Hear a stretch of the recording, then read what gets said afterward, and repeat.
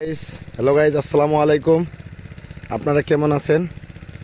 আলহামদুলিল্লাহ। আমার যে রসুন গাছ দেখুন, রসুন গাছ মোটামুটি ভালো হয়েছে। এটা আমার আব্বা বনছে। তো ওই যে আমি আমার আব্বার কাছে যাচ্ছি। এই যে আমার বাবা। আব্বা কেমন আছেন? ভালো আছি। কি করতেছেন আব্বা? পেঁয়াজ মেলাচ্ছি। কি ঘাস হয়েছে এগুলা? হ্যাঁ, ঘাস। এরপরে কি দিবেন? এরপর যেমন ভিটামিন বিষ ভিটামিন। ভিটামিন এরপরে বিষ ভিটামিন দিবে আমার বাবা। তো যাক, ভালোই হয়েছে, তো অনেক সুন্দর।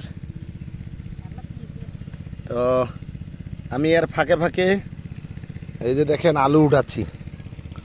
এই যে আমার ছেলে, বাবা দেখো, এই যে আমার সুন্দর ছেলে একটা, কিউট বাবু। এই যে দেখেন আলু, কি পরিমাণ আলু হয়েছে। তো দেখেন আমি আলু উঠাচ্ছি। দেখেন এখানে এই যে আলু, এটা উঠান কারণ হইলো এই যে পেঁয়াজ খেতে পানি নিলে এটা, এই যে আলু মোটামুটি ভালো হয়েছে মাশাআল্লাহ।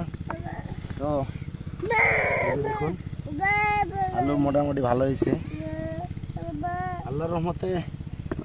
আলু এখানে আমার টোটালে খরচ গেছিল প্রায় এইটুকু জায়গার মধ্যে আমার খরচ গেছিল হইলো 8 থেকে 10,000 টাকা।